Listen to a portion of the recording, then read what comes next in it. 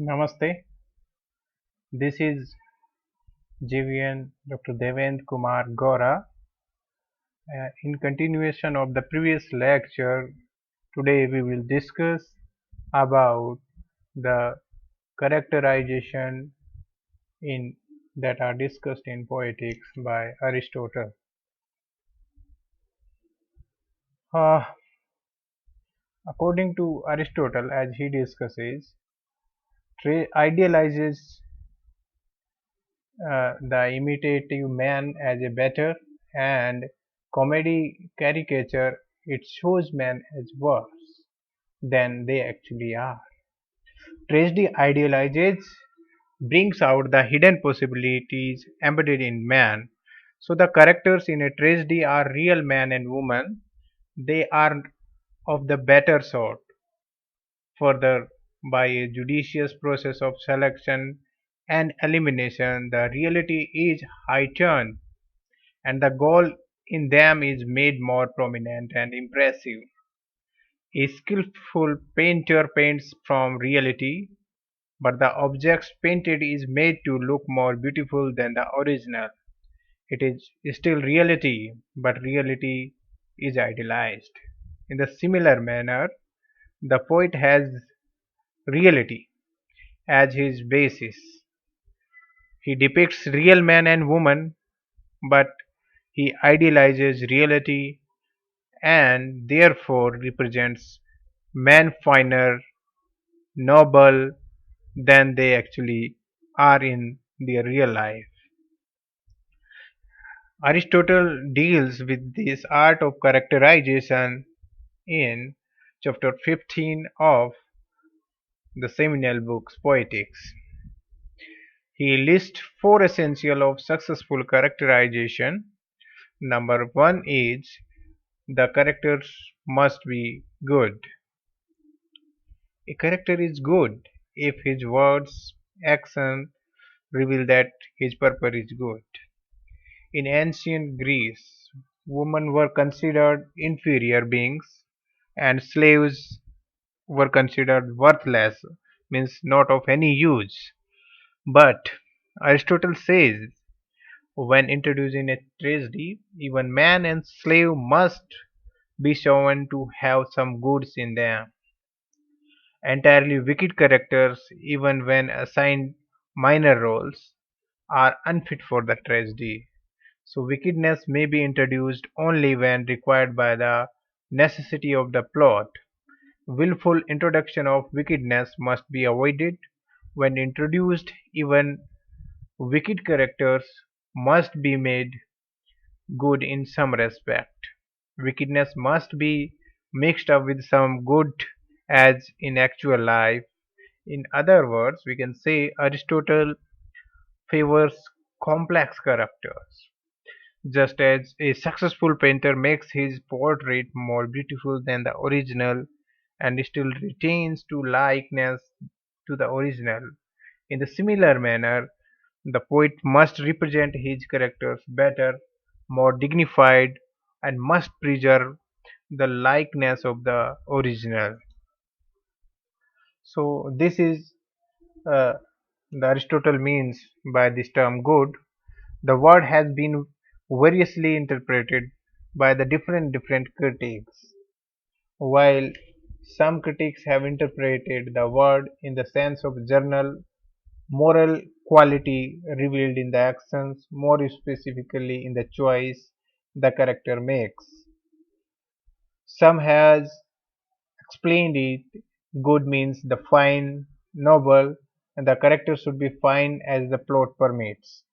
So there are different interpretation according to the critic. Second characteristic is the character must be appropriate. That is to say that the characters must be true to the type or status. For an instance, a woman must be shown as womanly, not manly. A slave must be given a character which is appropriate to his status.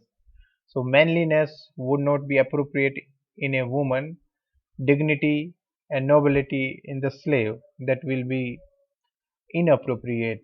That will not be a good representation, good portrait projection by the author. So the characters are taken in this way from some known myth or story, say the story of King Oedipus, then they must be true to the tradition. They must behave as the King Oedipus did traditionally and is supposed to behave in this particular manner. In this respect, Aristotle had practice of Greek dramatists in the mind who chose their tragic theme from history, myth, and other traditional sources. Likeness. The third essential of the successful of the characterization is that the character must have likeliness. They must be like ourselves, true to the life. They must have the virtues and weakness, joys and sorrow, love and hatred, likes and dislikes, average of humanity. Such likeliness is very important, very significant, as we can feel pity for one who is like us, like ourselves. We can resemble, we can associate ourselves with the character. Only his misfortune can make us fear for ourselves. This in itself rules out perfectly good or utterly wicked. Such characters will not be like us, they will be unreal or very unconvincing. So the character must be an intermediate sort, means a mixture of goodness or evilness, virtue and weakness, like every human being has. So that will be a true portrayal of the character who is also a human being. Fourth one is the character must be consistent. Characters must be true to their own natures. Their action must be in character. Thus, the rash, impulsive person should act rashly, impulsive throughout. There should be no sudden changes in the characters. If the dramatist has to represent an inconsistent person, then he must be constantly inconsistent. Means that shall be there in the characters from the very beginning. That shall not be a sudden change in the character. That's what Aristotle want to convey.